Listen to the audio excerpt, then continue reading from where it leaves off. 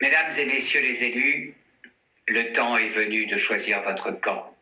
Députés, sénateurs, maires, présidents de région et de département, oui, c'est à vous que je m'adresse.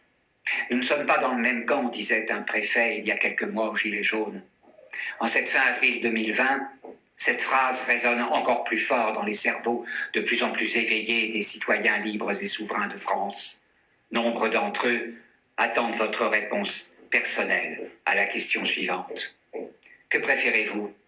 Destituer le président de la République et congédier son gouvernement, ou être poursuivi devant la justice du peuple souverain pour complicité d'assassinat de plusieurs milliers de citoyens français par la bande organisée de criminels qui utilisent les institutions de l'État au profit exclusif de la mafia médico-pharmaceutique? Expliquons-nous aimablement et clairement. Vous ne pouvez ignorer les 20 000 décès liés au coronavirus. L'Allemagne en compte 4 fois moins. Vous ne pouvez ignorer les meurtres sur ordonnance décidés en toute légalité apparente de nos plus anciens, drogués à mort sans leur consentement au motif de manque de moyens dans les hôpitaux et les EHPAD.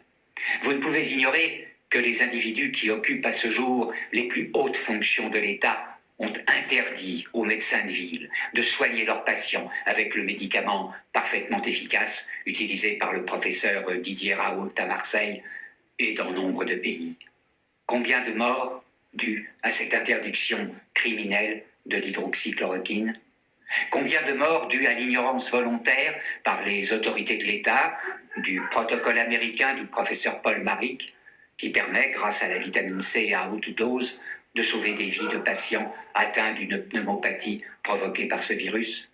Combien de morts dues au mépris des autorités de l'État de toutes les ressources de soutien du système immunitaire offertes par les médecines traditionnelles, bien plus utiles qu'un confinement qui n'en finira pas de nous obliger à compter les morts de peur, de dépression, de violence intrafamiliale et de suicide dus au désespoir économique. Vous ne pouvez ignorer le plus important. Plusieurs des conseillers qui prennent les décisions à la place des politiques ne sont que les représentants de commerce de l'industrie pharmaceutique, inféodés aux prédateurs financiers transnationaux. Les preuves factuelles et irréfragables abondent.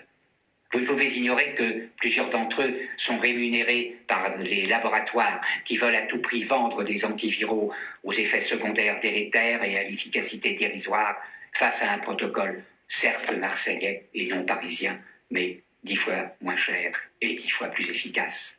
Ce seul fait signe une corruption à grande échelle par la mafia médico-pharmaceutique qui instrumentalise les élites politiques et médiatiques jusqu'à faire d'eux des assassins en blouse blanche ou en costume cravate micro. Vous ne pouvez enfin ignorer cette réalité qu'a démontré le professeur et prix Nobel Luc Montagnier.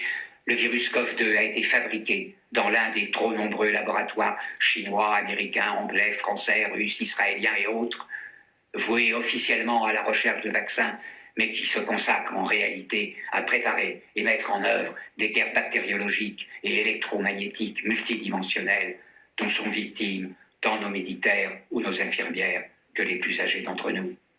Le gouvernement actuel et son président n'ont pas failli, non, bien au contraire. Ils sont les fidèles exécutants des plans transnationaux de contrôle totalitaire et de réduction eugéniste des populations, tels qu'exposés ouvertement par un héritier des heures les plus sombres de notre histoire, qui se cache derrière le sourire sordide du prétendu philanthrope Bill Gates, lui qui a tant investi dans ses projets de vaccins poison et de biopuces de contrôle du bétail humain. Je ne vous ferai pas l'offense de vous rappeler l'article 68 de notre Constitution, pas plus que les articles applicables du Code pénal, en apéritif de ce qui risque de vous arriver prochainement devant la justice du peuple souverain, si ce n'est devant nos cours d'assises. Alors, mesdames et messieurs les élus, soyons clairs. Le temps est venu de prendre vos responsabilités d'êtres humains et d'élus de la nation. Le temps est venu de faire votre choix. Lutter aux côtés des citoyens libres et souverains pour la sauvegarde de notre bien-être collectif, tant sanitaire et moral qu'économique, ou laisser les criminels poursuivre la guerre des prédateurs transnationaux aux dépens du peuple de France. Aurez-vous ce courage de destituer un président félon et de congédier des ministres assassins de leur peuple? Ou choisirez-vous de collaborer pour être conduit in fine devant la justice? Nous vous remercions de votre réponse, avec l'assurance de mon plus profond ennui et de ma plus sincère compassion. Christian Cotten, psychosociologue, président de Politique de Vie, 20 avril 2020.